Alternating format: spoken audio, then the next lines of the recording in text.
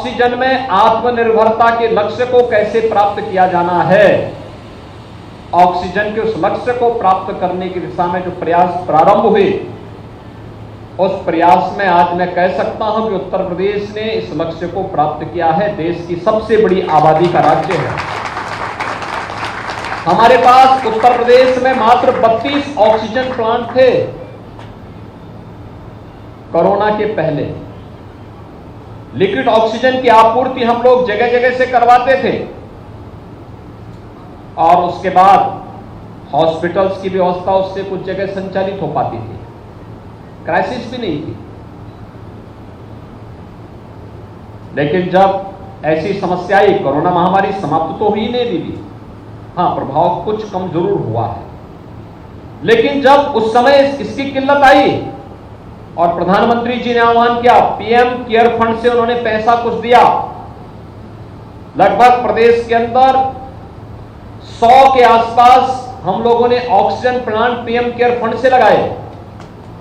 SBI जैसी संस्थाएं हमारे साथ जुड़ी, राज्य सरकार ने अपनी निधि का भी उपयोग किया और आज आप मानते हैं उत्तर प्रदेश में कितने ऑक्सीजन प्लांट हैं?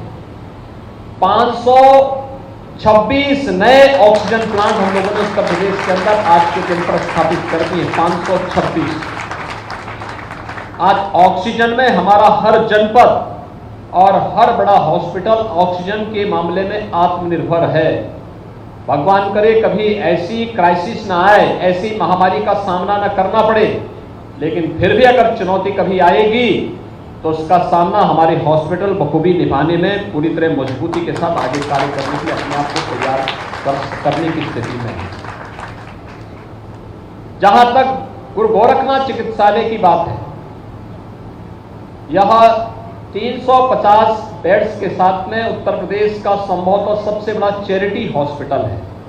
मंत्री ट्रस्ट यहां के वरिष्ठ चिकित्सकों के साथ मिलकर के इस चिकित्सालय को संचालित करता है।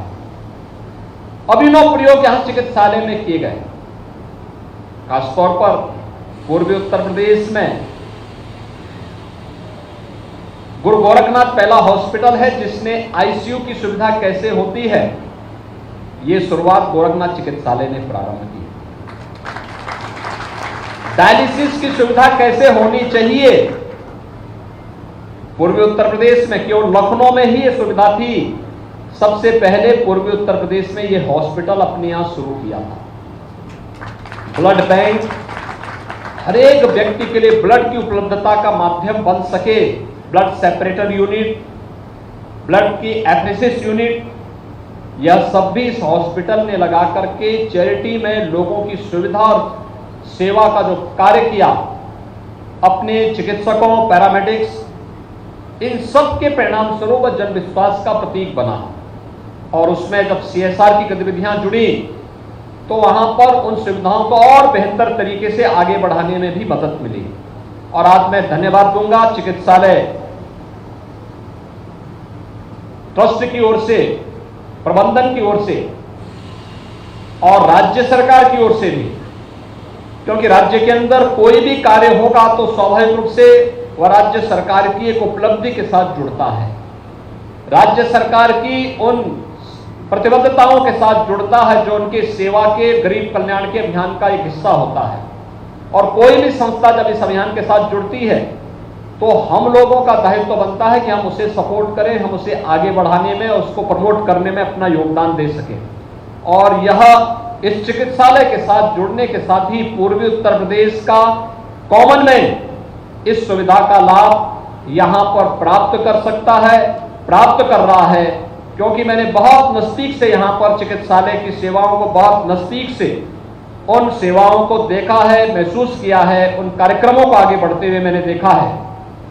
और मुझे लगता है कि चिकित्सा क्षेत्र में सेवा का जो बेहतरीन माध्यम हो सकता है वह आज के समय में, आज तो आयुष्मान भारत की योजना भी आ चुकी है, मुख्यमंत्री जन आरोग्य योजना के माध्यम से भी हम 5 लाख रुपए की स्वास्थ्य बीमा का कवर हर गरीब परिवार को और जरूरतमंदों को उपलब्ध करवा रहे हैं। लेकिन जब ये सुविधाएं नहीं थी तब हम जानते तो उस समय क्या स्थिति होती थी, गरीब मरीज का कैसे उपचार होता था, कैसे उनके ऑपरेशन होते थे। गुरु गोरखनाथ चिकित्सालय ने उस समय भी अपने चिकित्सकों की मदद से उन सभी जरूरतमंदों को ये सुविधा यहाँ उपलब्ध करवाने का कार्य किया। और आज यही कारण है जन विश्वास के प्रतीक के रूप में गुरु गोरखनाथ चिकित्सालय निरंतर एक नए प्रतिमान स्थापित कर रहा है।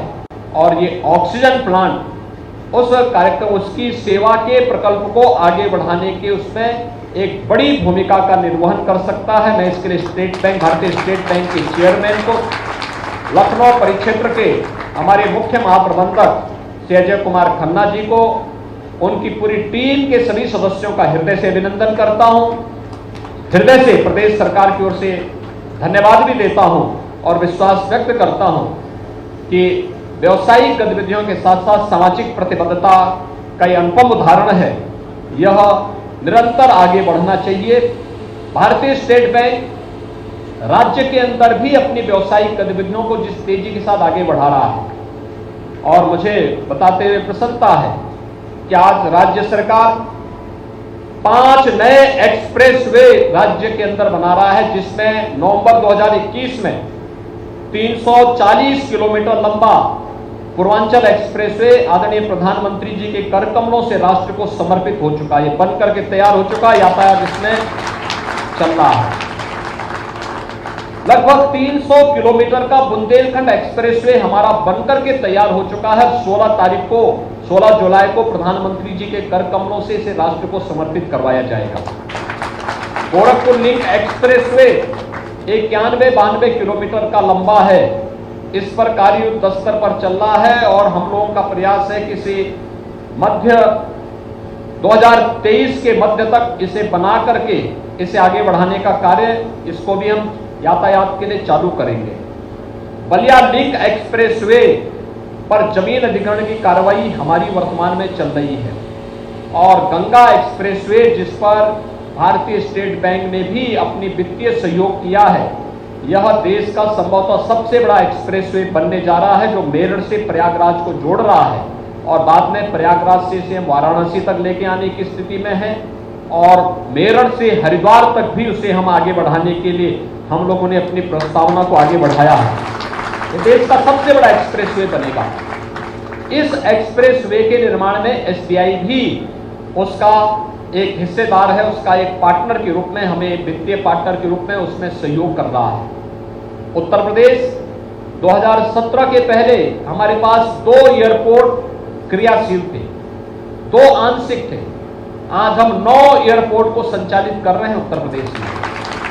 5 एयरपोर्ट हमारे बहुत शीघ्र आने वाले हैं और बहुत शीघ्र 2023 तक उत्तर प्रदेश 5 इंटरनेशनल एयरपोर्ट का पहला राज्य होगा देश का, जिसमें 5 इंटरनेशनल एयरपोर्ट होंगे।